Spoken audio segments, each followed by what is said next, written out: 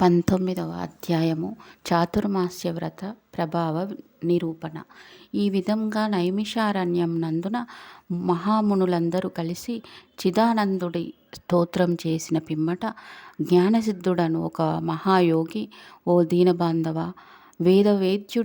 వేదవేద్యుడవని, వేదవ్యాసుడవని, అద్వితీయుడవని, సూర్యచంద్రులే నేత్రములుగా గలవాడవని, సర్వాంతర్యామివని, బ్రహ్మ రుద్ర దేవేంద్రులాదులచే సర్వదా బడువాడవని, నిత్యుడవని, నిరాకారుడవని, సర్వజనులచే స్తుతింపబడుచున్న ఓ మాధవ, నీకివే మా హృదయపూర్వక నమస్కారములు.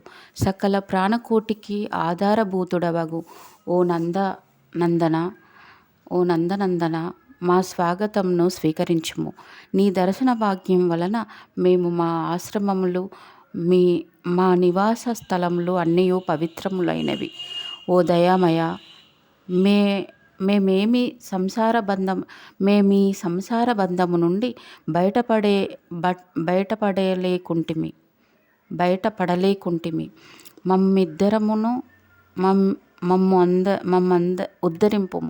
మమ్ము ఉద్ధరింపుము. మానవుడెన్ని పురాణములు చదివినా, ఎన్ని శాస్త్రములు విన్నా మీ దివ్య దర్శనము బడయజాలదు. నీ భక్తులకు మాత్రమే నీవు గోచడవగుదువు. ఓ గజేంద్ర రక్షక, ఉపేంద్ర, శ్రీధర, ఋషికేశ అను నన్ను కాపాడుము అని మైమరచి స్తోత్రములు చేయగా శ్రీహరి చిరునవ్వు నవ్వి, జ్ఞానసిద్ధ, నీ స్తోత్రవచనమునకు నేనెంతయో సంతసించితిని. మీకిష్టమైన వరమును కోరుకొనుము అని పలికెను. అంతన జ్ఞానసిద్ధుడు, పద్యుమ్న, నేనీ సంసార సాగరం నుండి విముక్తుడను కాలేక శ్లేష్మమును పడిన ఈగవలే కొట్టుకొనుచున్నాను. కనుక మీ పాద పద్మములపైన ధ్యానముండు నటుల అనుగ్రహింపుము. మరేదియూ నాకక్కరలేదు అని వేడుకొనెను. అంతన శ్రీమన్నారాయణు, ఓ జ్ఞానసిద్ధ, నీ కోరిక ప్రకారముల అటులనే వరమిచ్చి తిని, అదియునుగాక మరొక వరము కూడా కోరుకొనుము, ఇచ్చెదను. ఈ లోకమందు అనేక మంది దురాచారులై, బుద్ధిహీనులై అనేక పాపకార్యములు చేయుచున్నారు. అట్టివారల పాపములు పోవుటకై ఒక వ్రతమును కల్పించుచున్నాను. ఆ వ్రతమును సర్వజనులు ఆచరించవచ్చు. సావధానుడవై ఆలకింపుము. నేను ఆషాఢ శుద్ధ దశమి రోజున లక్ష్మీ సహితముగా పాలసముద్రమున శేషశయ్యంపై పవళింతును. తిరిగి కార్తీక మాస శుద్ధ ద్వాదశి వరకు చాతుర్మాస్యమని పేరు. ఈ కాలంలో చేయు వ్రతములు చాలా మిక్కిలి ప్రీతికరము. ఈ వ్రతము చేయువారలకు సకల పాపములు నశించి నా సన్నిధికి వత్తురు. ఈ చాతుర్మాస్య వ్రతములు చేయని వారు నరకకూపమున బడుదురు. ఇతరుల చేత కూడా ఆచరింప చేయవలెను. దీని మహత్యమును తెలిసియుండియు ఈ వ్రతము చేయని వారికి బ్రహ్మహత్య పాతకములు కలుగును. వ్రతం చేసిన వారికి జన్మ జరావ్యాధుల వలన కలుగు బాధలుండవు.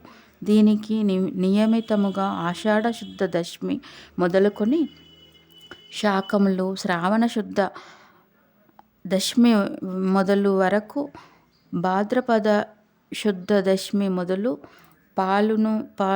పాలును, ఆశ్వీజ శుద్ధ దశమి వరకు, ఆశ్వీజ శుద్ధ దశమి మొదలు పప్పు దినుసులను విసర్జించవలయును. నా యందు భక్తి కలవాని వారికి పరీక్షించుటయే నేనిట్లు నిద్రా వ్యాజము శయనింతును. ఇప్పుడు నీవొసంగిన స్తోత్రములను త్రిసంధ్యలయందు భక్తి శ్రద్ధలతో పఠించిన వారు నా సన్నిధికి నిశ్చయముగా వత్తురు అని శ్రీమన్నారాయణుడు మునులకు బోధించి శ్రీ మహాలక్ష్మితో గూడి పాలసముద్రమునకేగి శేషపాన్పు మీద పబలించాను. వశిష్ఠుడు జనక మహారాజుతో, రాజా, ఈ విధముగా విష్ణుమూర్తి జ్ఞానసిద్ధి మొదలగు మునులకు చాతుర్మాస్య వ్రత మహత్యమును ఉద్దేశించెను. ఈ వృత్తాంతమును అంగీరసుడు ధనలోభునకు తెలియజేసెను.